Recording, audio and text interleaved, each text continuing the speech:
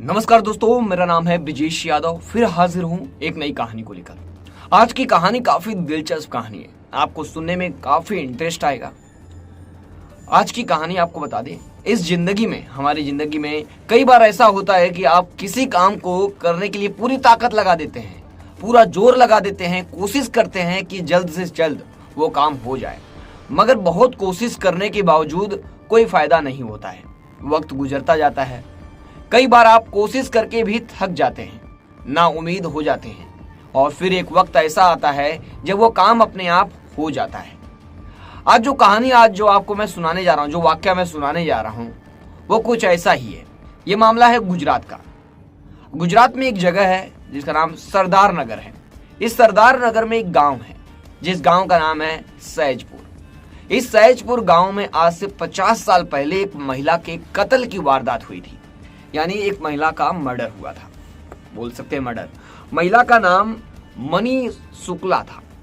महिला का नाम मनी शुक्ला था। उस महिला का, जिनकी उम्र लगभग 70 साल की थी, और 50 साल पहले यानी 1973 की बात है, 1973 की ये बात है, आपको मैं बता रहा हूँ। 50 साल पहले कत्ल हुआ है, यानी कि मेरे जन्म से तो पहले, मेरा तो जन्म 2004 में हुआ है, यानी मेरे जन्म से कई सालों पहले ये घटना हुई है।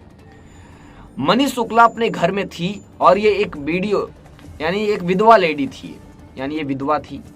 उनके पति का निधन हो चुका था, बच्चे इनके नहीं थे, और ये अपना जीवन पोषण करने के लिए, अपनी जिंदगी गुजारने के लिए इन्होंने अपने मकान का कुछ हिस्सा जो है वो किराए पर लोगों को दे रखा था, यानी कुछ रूम्स जो थे वो किराए पर दे रखा था। उससे पैसा आता था, उससे अपना गुजारा करती थी। एक दिन ये महिला अपने घर के आसपास पड़ोसियों को नहीं दिख रही थी। अचानक ये महिला गायब हो जाती है, जो आजू बाजू रहते हैं उनको नहीं दिख रही थी। धीरे धीरे इनके घर से बदबू आने की शुरुआत हुई, इनके घर से बास आने लगा। उस समय फिर लोगों ने पुलिस को जानकारी दी। 1973 में पुलिस आई, 1973 की बात है। पुलिस आई, पुलिस ने देखा अंदर जो मनी शुक्ला की लाश पड़ी हुई है, यानी वो जो विधवा औरत है उसकी डेड बॉडी को देखकर ये साफ पता चल रहा था कि ये सामान्य मौत का मामला नहीं है, बल्कि किसी ने वार करके उन पर हमला करके उनकी जान ले ली है। तो अपने आप में यह मामला काफी पेचीदा था, कोई विधवा महिला को क्यों मारेगा। अब क्योंकि एक तो इतना पुराना मामला, उस समय इन्वेस्टिगेशन की तकनीकें जो है इतनी आगे नहीं बढ़ी थी कि मोबाइल निकाले, टेक्नोलॉजी नहीं थी, कैमरे नहीं थे, 1973 की बात है। पुलिस के सामने भी कई चुनौतियां थी। तो खैर, पुलिस ने इस मामले की छानबीन तो शुरू की, और आस पड़ोस के लोगों से पुलिस ने बातचीत की। जब पुलिस को जो कहानी है, उस समय तो देखिए जो आस पड़ोस के लोग होते थे, यानी उस समय जो आस पड़ोस के लोग होते थे, जो चश्मदीद होते थे, मुखबिर होते थे, इन्हीं लोगों का सहारा था। मोबाइल फोन तो था नहीं, तो बहुत मुश्किल होता था पुलिस को इस तरह के मामलों को सुलझाने में। खैर, पुलिस ने अपने जिसे कहते हैं ऑर्थोडॉक्स मेथड, उसके सहारे, यानी पारंपरिक तौर तरीके से पुलिस ने इस मामले की छानबीन आगे बढ़ाई।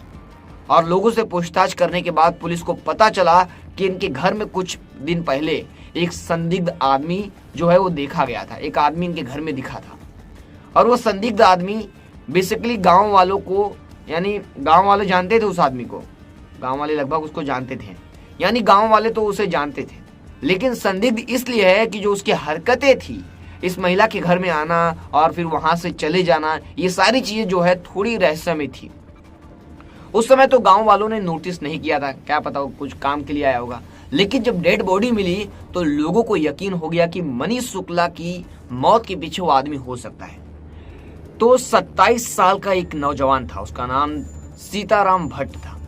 यानी 70 साल की बुजुर्ग महिला की कत्ल का इल्जाम 27 साल की एक नौजवान सीताराम भट्ट पर लगा। और सीताराम भट्ट ने उसी गांव में, उसी लोकेलिटी में, पड़ोस में किराए पर रहता था। अब सीताराम भट्ट उसी गांव में रहता था किराए पर, और वो अकेले किराए पर नहीं रहता था, बल्कि उसके साथ 3-4 और भाई भी वहां पर किराए पर रहते थे। लेकिन सीताराम भट्ट ने इस घटना के बाद से ही रहस्यमय तरीके से वो गायब था। सीताराम भट्ट जब से मरी थी महिला, तब से वो गायब था। पुलिस ने उसे ढूंढने की शुरुआत की, लेकिन उसके बारे में कोई सुराग, कोई जानकारी नहीं मिली पुलिस को। और तो जो सीताराम के भाई वहां रहते थे, जो 3-4 के साथ रहता था, वो भाइयों के साथ, उनसे भी पुलिस ने पूछताछ की, लेकिन उन्होंने भी सीताराम के बारे में कोई जानकारी नहीं दी।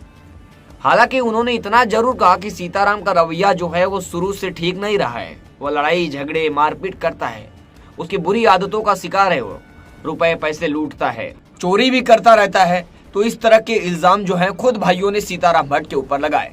अब इस मामले में सीताराम भट्ट के नाम कत्ल के मामले में मुस्लिम के तौर पर दर्ज किया जा चुका था और पुलिस जो है उसे लगातार ढूंढ रही थी। लेकिन एक वो दिन था और एक आज का दिन है। एक लंबा वक्त गुजरने के बावजूद पुलिस सीताराम भट्ट के बारे में या उसके बारे में कोई और दूसरा छोर उसका पता नहीं लगा सकी। कहने का मतलब यह है कि उस समय 1973 में उसने जो हत्या की उसके बाद वो ऐसे गायब हुआ कि फिर पुलिस को कभी ढूंढने पर भी वो नहीं मिला। गुजरात पुलिस, महाराष्ट्र पुलिस लगातार ढूंढती रही। आपको पूरी कहानी पहले आपको बताता हूँ। गुजरात की पुलिस, सरदार नगर की पुलिस जो है वो लगातार उसकी तलाश करती रही, लेकिन उसके बारे में कोई जानकारी नहीं मिली। ऐसे छानबीन के क्रम में पुलिस को यह भी पता चला कि सीताराम जब वो किराए पर रहता था, यहाँ का मूल निवासी नहीं था, यानी वो गुजरात में रहता था भले, लेकिन उसका गांव कहीं और था। अब मूल निवासी था बेसिकली महाराष्ट्र के रजनी गांव का, और महाराष्ट्र का ये रजनी गांव है जो सरदार नगर जिस जगह पर ये कत्ल की घटना हुई थी वहां से 600 किलोमीटर दूर, मतलब ठीक ठाक दूरी है, काफी दूर है। अब पुलिस जो है सीताराम को ढूंढते हुए कई बार उसके महाराष्ट्र वाले गांव पर भी जा पहुंची। गांव में भी गई, जो रजनी गांव था उसका, वहां पर भी गई पुलिस, और वहां पर पुलिस ने सीताराम के बारे में जानकारी जुटाने की कोशिश की। लेकिन गांव वालों को भी सीताराम के बारे में कोई इन्फॉर्मेशन नहीं थी। यानी गांव वाले भी, पुलिस ने कई लोगों से पूछताछ की, कई लोगों से पूछा कि क्या जो सीताराम भट्ट है वो गांव में आया दिखा, लेकिन लोगों को इसके बारे में कोई इन्फॉर्मेशन नहीं थी, क्योंकि कमाने पहले से ही बाहर निकल चुका था। इसी तरह वक्त गुजरता रहा, दिन गुजरता रहा, लेकिन सीताराम के बारे में बताने के बारे में पुलिस को कोई जानकारी नहीं मिल रही थी। गिरफ्तारी तो बहुत दूर की बात थी, यहाँ जानकारी नहीं मिल रही थी। कहने का मतलब यह है कि कथा एक ऐसा मामला जिसमें पुलिस जो है उसको पार्शियली सॉल्व कर चुकी थी, यानी मुस्लिम का तो पता लगा चुकी थी, लेकिन उसकी गिरफ्तारी नहीं हो रही थी। गिरफ्तारी नहीं होने की वजह से मामले को आखिर मुकाम तक नहीं जा पाए, यानी पुलिस आखिरी मुकाम तक नहीं पहुंच पा रही थी। और इस तरह से लगातार वक्त गुजरता रहा। पुलिस ने साल दर साल महाराष्ट्र का जो रजनी गांव है वहां पर पुलिस जाती रही। साल में कम से कम 2 या 3 चक्कर गुजरात पुलिस की टीम वहां लगाती रही। यानी पुलिस हर साल, हर 6 महीने, हर महीने जाती थी वहां चेक करने क्या वो अपने गांव वापस आया। यानी सीताराम भट्ट को खोजने उसके गांव जाया करती थी, लेकिन उसके बारे में कुछ भी पता नहीं चल पाया। आपको बता दें उसके पुस्तैनी गांव में वो बंदा आए यह दिखे, पुलिस लगातार जाल बिछाकर वहां रखी थी, कभी तो आए, किसी को उसकी जानकारी मिले तो उसे पकड़ा जाए। लेकिन पुलिस की ये कोशिश जो है वह नाकाम हो गई और दिन महीने साल गुजरते रहे। पुलिस ने उसकी तलाश में पोस्टर भी छपवाए, पोस्टर छपवा कर अलग अलग वक्त पर पुलिस थानों में और पब्लिक प्लेसेस में चिपका दिए ताकि उसकी गिरफ्तारी के लिए कोई लीड मिल सके, लेकिन इसका कोई फायदा नहीं हुआ। अब तो 50 साल हो गए हैं 2023 में, लेकिन 2022 में यानी 49 साल में इस मामले में एक मेजर ट्विस्ट आया।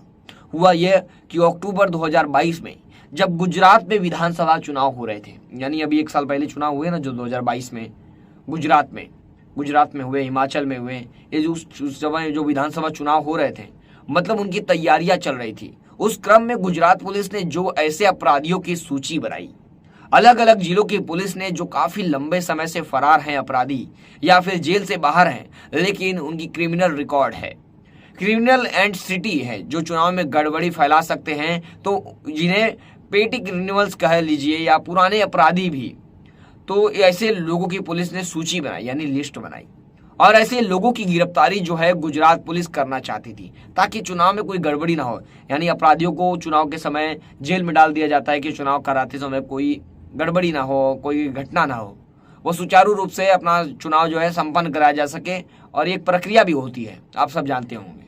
और इसी कोशिश में अक्टूबर 2022 में गुजरात पुलिस ने जो सूची बनाई उसमें सीताराम भट्ट का नाम भी पुलिस ने दर्ज किया। यानी जब घटना हुई थी उसके 49 साल बाद, और जब गुजरात पुलिस ने लिस्ट बना रही थी, उस समय सरदार नगर में जो है पुलिस इंस्पेक्टर के तौर पर तैनात थे इंस्पेक्टर गोहिल। इंस्पेक्टर गोहिल का पूरा नाम भी मैं आपको बताता हूँ, इनका नाम है प्रतिपाल सिंह। इंस्पेक्टर गोहिल जब 37 ईयर के थे तब उन्हें सीताराम भट्ट की घटना के बारे में खास तौर पर उन्हें जानकारी जुटाई। उन्होंने लिस्ट भी सीताराम भट्ट के नाम से भी शामिल किया, उस लिस्ट में सीताराम भट्ट का नाम शामिल किया। लेकिन उन्हें उम्मीद नहीं के बराबर थी, क्योंकि वह जानते थे कि जुर्म के मामले अगर पुराने हो जाते हैं या तमाम सुराग उसके पुराने हो जाते हैं तो तमाम सुराग और चीजें गायब हो जाती है, और जो मुस्लिम होते हैं उनका भी हुलिया बदल जाता है, वो अलग अलग लोकेशन पर चले जाते हैं। तो ऐसे में कोल्ड केस जिसे कहते हैं, पुराने मामले, उन्हें सुलझाना बड़ा मुश्किल होता है। लेकिन फिर भी मिस्टर गोहिल ने जो है लिस्ट में सीताराम भट्ट का नाम लिखा।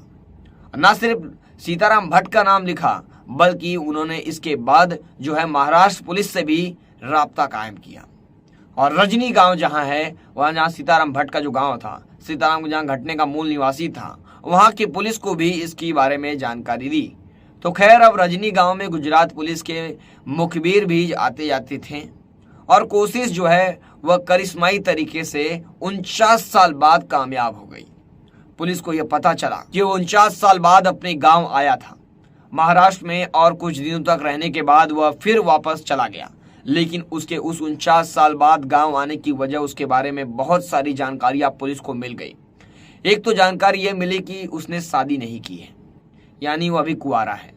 पहले बैचलर पहले वो था, और उसकी उम्र अब जो है बहुत ज़्यादा हो गई थी। एक बुजुर्ग, एकदम एग्जैक्ट तो वो 27 था उस समय, अब इधर 50 हो गया है, तकरीबन 49 साल, तो 50-60 यानी 70 प्लस का है ये, यानी 70 साल से ज़्यादा इसकी उम्र है ना, तकरीबन 76 साल की उम्र इसकी करेक्ट है।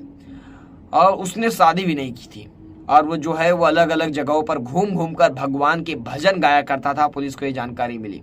भजन गाकर जो भी रुपए पैसे उसे हमें उसके भीख के तौर पर उसे मिलते थे, यानी भिक्षाटन के तौर पर मिलते, या कहूँगा भीख नहीं कह सकते इसे, भिक्षाटन पर जो यानी थोड़ा बहुत पैसे उसके मिलते थे, उसी से अपना गुजारा करता था, उसी से अपना पेट पालता था। गाँव वालों को उसके बारे में यही जानकारी मिली, और ये भी पता चला कि यहाँ आने से पहले, यानी रजनी गांव आने से पहले काफ़ी समय तक महाराष्ट्र की मुंबई की राजधानी, यानी महाराष्ट्र की राजधानी मुंबई में वहाँ पर भी रहा। तो कुछ उसके बारे में गांव वालों ने, अब महाराष्ट्र पुलिस को भी पता चल गया। और गुजरात पुलिस तो खैर उसको ट्रैक कर ही रही थी, कोशिश कर ही रही थी। फाइनली पुलिस ने उसको एक पर्टिकुलर ठिकाने पर मुखबिर के इतला पर ही पकड़ने में कामयाबी हासिल कर ली। 27 साल की उम्र में कत्ल करने वाला आदमी 76 साल की उम्र में गिरफ्तार हुआ।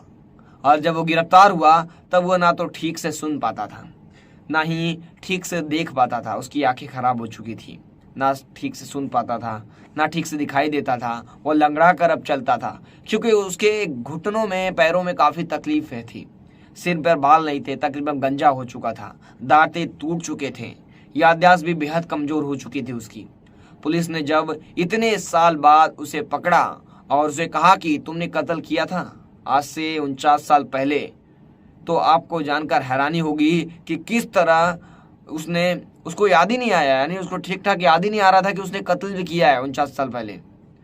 उसने कत्ल किया है। हालांकि जब पुलिस ने पूरी कहानी उसे सुनाई, यानी पूरी कहानी बताया कि सरदार नगर के सहजपुर गांव में जब तुम रहते थे, तुम डकैती डाली थी तुमने एक महिला के घर में और उसकी हत्या कर दी थी, तो उसका उसके थोड़े दिमाग को उसने जोड़ डाला। फिर उसके हल्की धुंधली यादों से, यानी ऐसा देखकर उसने पुलिस को बताया वारदात की बारे में, उसके थोड़ा बहुत याद आया। उसने कहा, हाँ मैंने उस रोज डकैती डाली थी, यानी उस दिन डकैती डाली थी, मेरी उस घर की महिला के साथ मारपीट हुई थी। उसने बताया, मुझे नहीं पता था वो मर गई या जिंदा है, लेकिन अब आप कह ही रहे हो कि उसकी हत्या हो गई हो, तो क्या पता हो सकता है मेरे हाथों उसकी जान चली गई हो, ऐसा उसने बोला।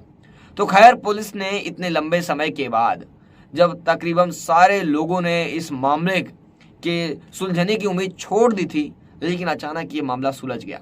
पुलिस कोशिश करती रही, 49 साल बाद उसे गिरफ्तार कर पाई। आखिरकार पुलिस ने उस शख्स को गिरफ्तार कर लिया। फिर मिलेंगे एक नई कहानी, एक नई वीडियो के साथ। तब तक के लिए जय हिंद। चैनल को सब्सक्राइब करना ना भूलें। कहानी में थोड़ी गड़बड़ी हुई, आप लोग कमेंट करके जरूर बताएं कहानी कैसी लगी। फिर मिलेंगे एक नई कहानी के साथ। जय हिंद।